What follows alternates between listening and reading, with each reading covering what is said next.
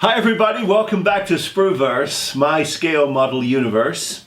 As always, I hope everybody is staying healthy and well, and as we approach spring, fingers crossed things start to get a little better for all of us around the world. So lots of love out there, and let's dive in. Today, I thought I'd do something that I swore I would never do. And the reason why was because unboxings are something that I think are covered quite well by a lot of other model makers and other channels.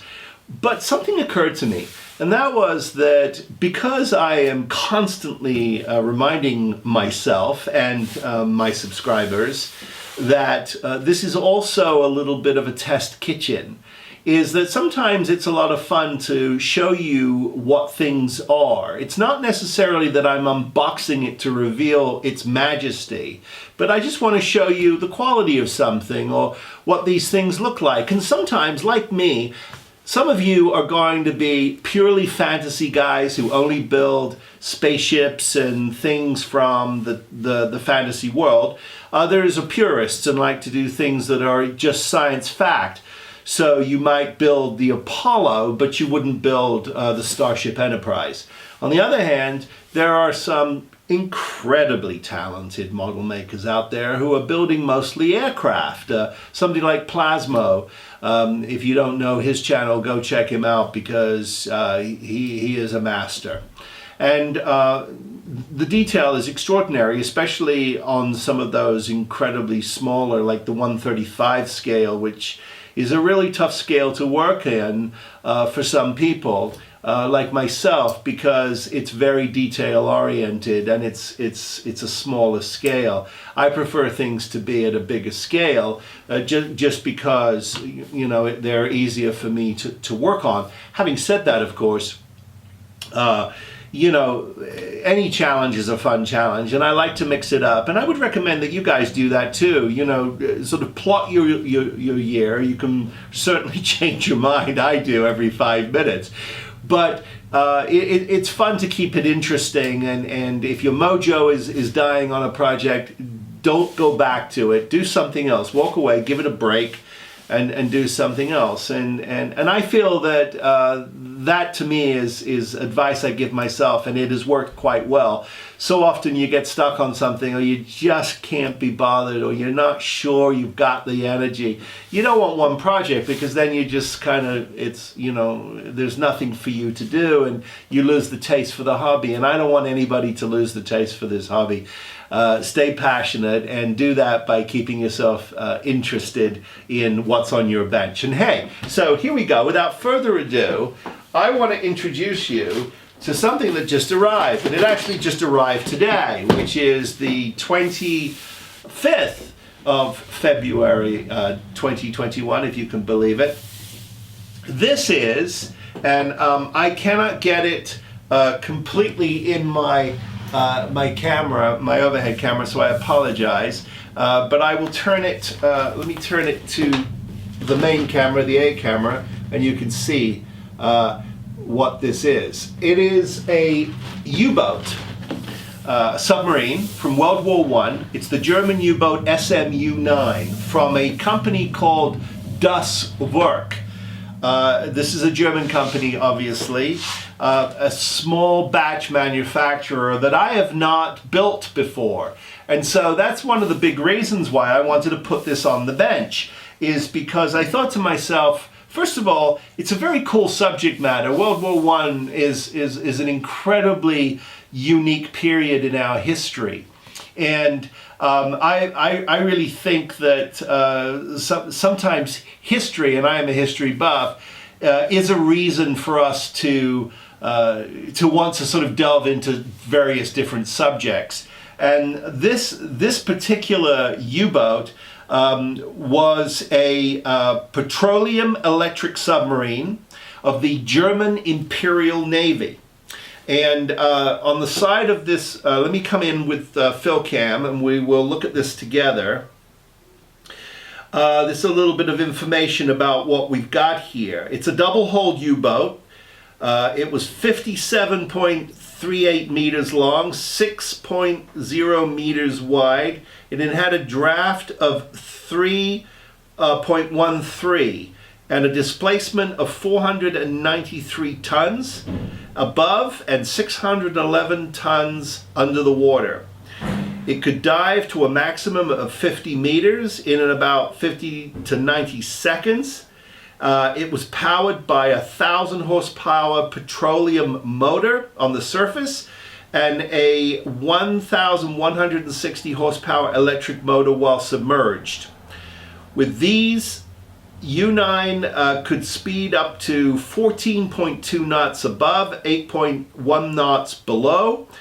It had an armament that consisted of 6 torpedoes that could be fired through 2 bow and 2 stern tubes. That's really interesting. They had ammo in the front and the back. I love that.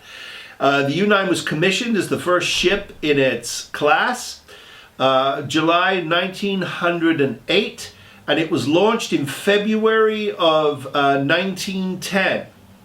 It did a total of 7 combat cruises. It sank 5 warships with 44,173 tons and 13 merchant ships with 8,000. No other boat sunk more warships during the First World War, which I love. Amazing. After the war, the boat was delivered on November 26, 1918 to Great Britain, and in 1919 it was scrapped in Morecambe, Lancashire. There you go. And so it ended its life in the UK. I'm going to turn this on its side here for a minute, and I'm going to do come back here, and I'm going to do a pan for you so that you can see the cover art. There you go. And as you could see, it's 1/72 scale. And you can get this in the United States for, I believe, you can get it for $89 online. It's advertised as $99 elsewhere, but the online price was $10 less. So let's see what we've got here. It's quite a well-made box, quite solid. The artwork is quite nice. I'll turn it around here, and I'll show you a close-up of some of the detail on the side of this box, just so that you can see what I see.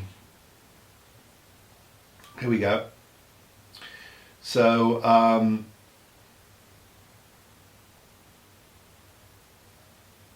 lots of detail. Plenty of opportunity here for us to weather this thing, weather the crap out of it. That's what I'm going to do. I'm really excited about that. Now, there are some guys who will present this in some kind of a diorama that it's actually in the water. So I'm still learning about water, and I might do actually a show on learning water together so that we can figure it out, because there's all kinds of different techniques that use foil and plastic and paper and various different gels and resins. But I'll probably just present this on the plaque. Anyway, when you open the box, and it's quite a deep box, it's really interesting. So it's barely, I would say, it's barely half full, which tells me there's not a lot of parts here, which is kind of a cool thing. So the first thing I see is the actual hull itself, and I will, hopefully with no glare, I apologize if there is, I don't think there's too much glare, but there you go, and I will present it to the A camera as well. Now, let's give it a measure. From stem to stern, this model is 31 inches long. 31 inches long, and it's probably going to be, when it's completed, somewhere around 4 inches tall at its conning tower, and then probably just about 3 inches everywhere else. The molding on this looks quite exceptional. Lots of rivet lines and detail. I think that the injection pins are very clean, and it doesn't appear to have a lot of a flash on it. So that is the hull section. Let me just set that aside, and we'll dive in deeper. The next set of sprues you have, I'm looking here at the conning tower, and it appears to have what looks like some kind of a fabric. So we'll be painting that and staining that and washing that to sort of bring that fabric look out. But it's definitely some kind of a probably oil skin type fabric that was a I would think was a windbreak of some kind. But anyway, not a lot of stuff. And if you can believe that, the next detail has some very nice elements to it. Let me get PhilCam up here so that we can get even closer to this for you. That we've got quite a bit of detail to look at. I don't see a lot of flash. I see a lot of crisp detail in the styrene. Hatch covers looks like details for the gun armaments, antenna, all very clean. So that looks pretty good. And then the final package here, and sorry about the glare, guys, but the final package here has nameplates. SM Unterseeboot, Unterseeboot. And so you've got the stand, you've got the top of the ship with a lot of plating detail, quite deep. So that's it. If you can believe it, that is what you get. Now, you get a set of decals with numbers and a flag and the German cross.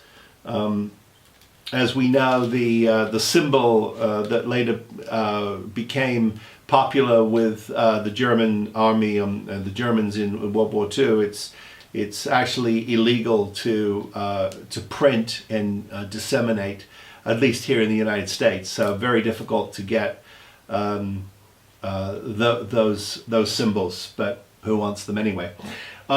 So the next thing is, and I'm going to pull these two pieces out, and that is everything that is in this box.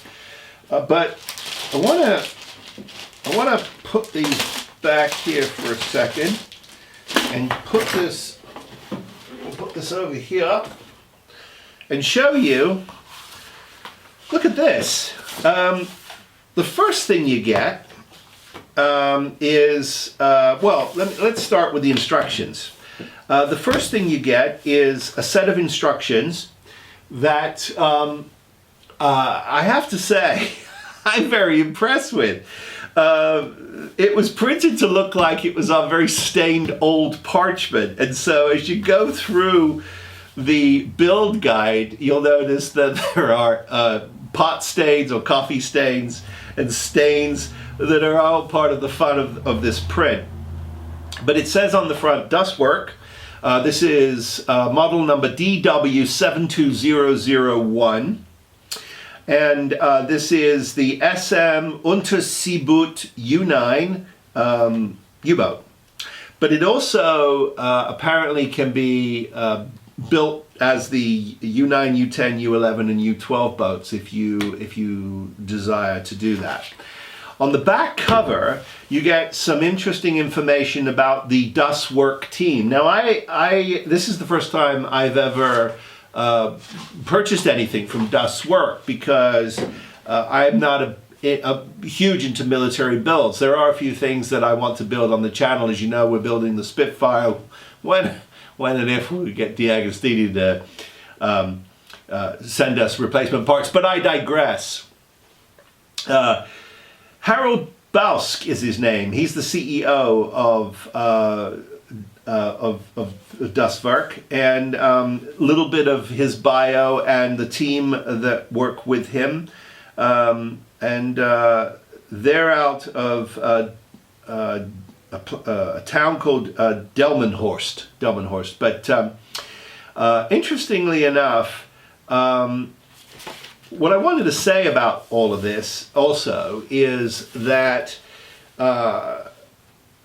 as these types of kits come out, you get a sort of a big flurry of people wanting to build them, and there are some guys out there who are already starting the build of this ship. So it's going to be interesting to see how we all get along. I'm actually going to build this on the bench for us as we go through the year, along with everything else that I'm doing. But as you know, here at Sprueverse, that's what we do. We just put 4 or 5 things on the bench and we just have at it, because that's the fun of the hobby.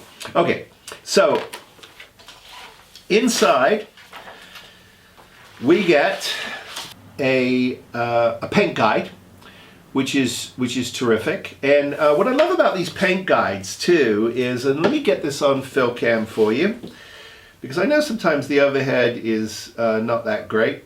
What I love about the paint guide is depending on whether you like Tamiya paints, Mr. Hobby, MIG, Vallejo, Umbro, or Mission models, they'll give you the call outs for those paints.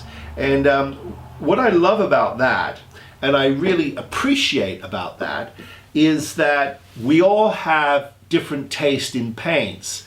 And so to be able to call out the various different paints that I know are the most popular, but the fact that they know that we all like different paints, that's pretty cool. So a great paint guide. And then the next page is a call out of all of the pieces in the model, and I always recommend that when we pull these kits out, we look at them, try to familiarize yourself with parts. And when you've got small parts, if you're taking them off the sprues, have some small containers standing by to put the parts in. Don't just leave them on your bench, as I used to do. Because the hobby fairies will take them, and that'll be the end of that. So that's that. Now we get into the build itself. The color palette changes to the guide, and away you go. Now what's really fun about this is they are they're really some really good detail on here about what to glue and what not to glue, because obviously they want some parts to be able to move. So that's kind of fun that you've got moving parts. Although I don't know, guys. It's like, who touches these models and keeps wanting to play with them like a toy? I mean, I think it's okay if you want to set it in one position and leave it there. That's okay with me. But I wanted to show you, because it's a lot of fun. Look at this. It's like a stain. Isn't that fun? So they've made the entire guide to look like parchment paper, and there's sort of watermarks here as well, which I absolutely love, of writing, and then in stains and things sort of in the corner of the guide. Lots of fun. So these guys, whoever they are, and I think I'd like to get to know more about the other kits in their universe. And what I will do is I will research this, and I will list them on the Sprueverse website, which is sprueverse.com. So If you're new to my channel, please like and subscribe. I really greatly appreciate that. But also go check out my website. It's sprueverse.com. Lots of great information there about glue and paint, and some of the builds that I have on the bench or have had on the bench. And I will add this kit to the guide, and I'll also let you know what else is in the Werk inventory. So moving right along, the hull and the sort of the top plate of the hull appear to be 3 pieces, so not complicated. But I think it's one of those things where it looks a little simpler than it is. It's a little deceiving. If you want to get rid of those seam lines and you want to make sure you have a really good tight fit, that's always the challenge. So we always have to sort of take our time with that. Then it goes on to the conning tower. And it shows you that there is a little bit of detail on the inside of it. Now, what I don't know is whether Edouard or anybody creates any photo etch detail for this scale U-boat. Not necessarily for this kit, but for the scale and for U-boats. I'm going to check that out. I'm going to research that, and I'll let you guys know. But again, you continue on with the build. Lots of more splatter and paint marks on the page. Lots of fun with all kinds of details on how to not only remove pieces from the trees or the sprues, but also when to paint things and when to install things. But I would say this is sort of a beginning, middle, and an end type of build. This isn't the kind of build where you can do sub-assemblies, nor would you want to, in my opinion. So moving right along, we get to the turnbuckles, and it says that the turnbuckles have been supplied in the event that you'd like to add them according to the diagram below. And so what you do is they don't include the thread for it, which I think is interesting, but they do include the detail for the rigging. And I think it would be really important to try and get this on here to create the most accuracy. But this is where it's going to really create a little bit of a challenge for the mediocre builders like myself, because cleaning out these small parts with a 0.5 millimeter drill bit and getting them just right, and then getting them all threaded. But they do show you how to do that. And then of course on go the props and the final pieces for the antennae. And then the cage for the top of the conning tower. And apparently they give you 2 choices. They give you one choice that is just simply the railing structure, and the other choice, which is, as I talked about earlier, this sort of canvas look. And I think I'm going to go for that, because it's a richer kind of looking detail. And there you have it. That is the entire build guide. Not complicated, but looks so deceiving, because I think this is all going to be in the paint job and finishing those fine details. So when the naked eye looks up close, this looks like something that just came out of the water and not a toy from a box. So that'll be fun. The other thing, the last thing I want to show you is this unbelievable resource. This research magazine. It's published obviously by Werk Models, and wouldn't you know it, on the back of this thing is a list of some of the other Werk models in their portfolio. Apparently there's 6. So here they are. Yeah, well, when you decided to sign up for this channel, no one's mixing rocket fuel over here, guys. But anyway, let me roll on this so that you can see these with me. They've got a tank, armored tank. They've got what appears to be a sort of a diorama piece that perhaps you can add to some of their other models. This looks like some kind of a hauling device, a tanker, a truck for hauling the tank. That looks kind of cool. Below they've got a what is the JUET-126, the Ellie, which I'm sure was an experimental aircraft.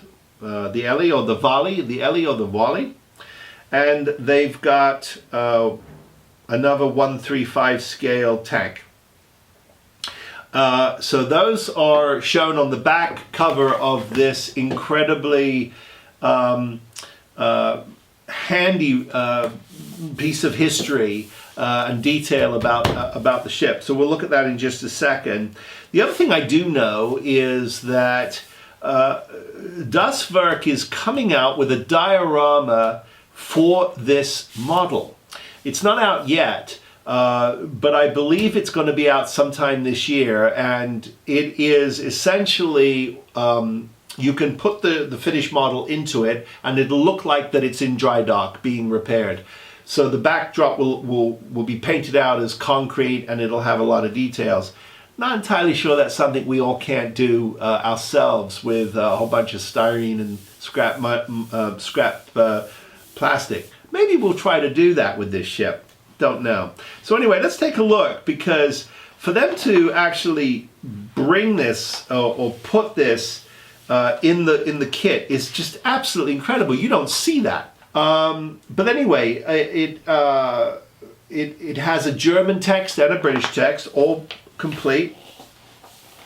Wonderful art. You can see here, I'll hold this up this way as well.